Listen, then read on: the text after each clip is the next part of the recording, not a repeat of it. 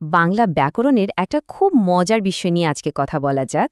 ধরুন একটা দলের সবার কথা বলা হচ্ছে, কিন্তু প্রত্যেককে আলাদা আলাদা করে বোঝানো হচ্ছে।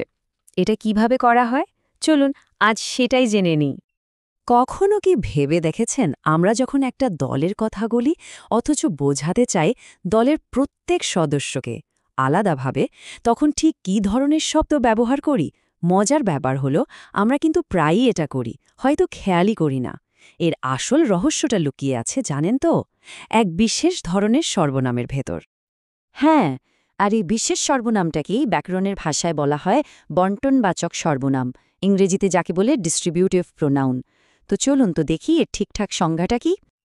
আচ্ছা, বইয়ের ভাষায় যদি বলি তাহলে সংজ্ঞাটা হলো যে সর্বনাম অনেক ব্যক্তি বা বস্তুর মধ্যে প্রত্যেককে আলাদা করে বা এক এক করে বোঝায়, সেটাই হলো বন্টনবাচক সর্বনাম। এখন জানি সংজ্ঞা শুনলে একটু কঠিন মনে হতে পারে, কিন্তু বিশ্বাস করুন এর ভেতরের আইডিয়াটা একদমই সহজ। তো এই পুরো ব্যাপারটার মূল কথাটা কি? মানে এত কিছু মনে না রেখে শুধু একটা জিনিস মনে রাখলেই চলবে। আর সেটা হলো এক এক করে। ব্যাস এইটুকুই।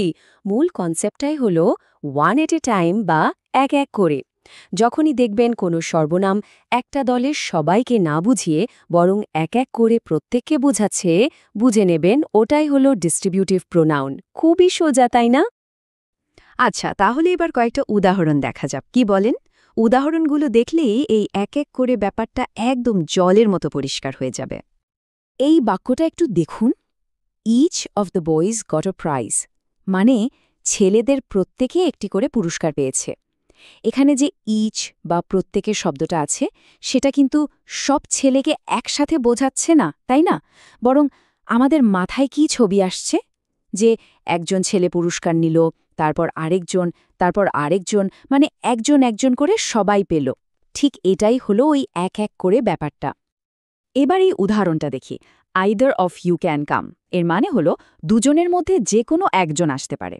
এখানে দেখুন আইদার শব্দটা কি করছে, এটা একটা অপশন বা বিকল্প দিচ্ছে, মানে দুজন একসাথে নয় বরং দুজনের মধ্যে থেকে একজন আসবে। তার মানে এখানেও কিন্তু কাজটা হচ্ছে একবারে মাত্র একজনের জন্যই।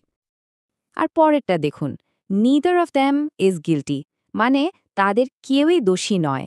এই নিদার শব্দটা হলো ইদারের ঠিক উল্টোটা। এটাও দুজনের কথাই বলছে, কিন্তু এর মানে হলো দুজনের মধ্যে একজনও না। মানে আমরা যেন প্রথম জনকে দেখছি, সে দোষী না, তারপর দ্বিতীয় জনকে দেখছি, সেও দোষী না। তাহলে কি হলো? এখানেও কিন্তু আমরা বিচারটা করছি সেই এক এক করে। তো এতক্ষণ ধরে যা আলোচনা হলো সেটাকে যদি এক কথায় গুছিয়ে নিই তাহলে কি দাঁড়ায়? মূলত আমরা তিনটে প্রধান শব্দ পেলাম। এক হলো ইচ, যেটা একটা গ্রুপের প্রত্যেককে আলাদা করে বোঝায়। দুই, আইদার, যেটা দুজনের মধ্যে যে কোনো একজনকে বোঝায়। আর ৩ নম্বর হলো নাইদার, যেটা দুজনের মধ্যে কাউকেই বোঝায় না। এই তিনটে শব্দই কিন্তু ওই এক এক করে চিন্তাটাকে আমাদের কথায় বা লেখায় ফুটিয়ে তোলে। এখন তো বন্টনবাচক সর্বনামের ব্যাপারটা পরিষ্কার হলো। এবার একটু ভাবার পালা। দৈনন্দিন জীবনে কথা বলার সময় বা কোনো বই পড়ার সময় আর কোথায় কোথায় এই ধরনের শব্দের ব্যবহার চোখে পড়েছে একটু খেয়াল করলেই দেখবেন এই ছোট্ট একটা নিয়ম জানা থাকলে ভাষাটা বোঝা কিন্তু আরও অনেক সহজ হয়ে যায়।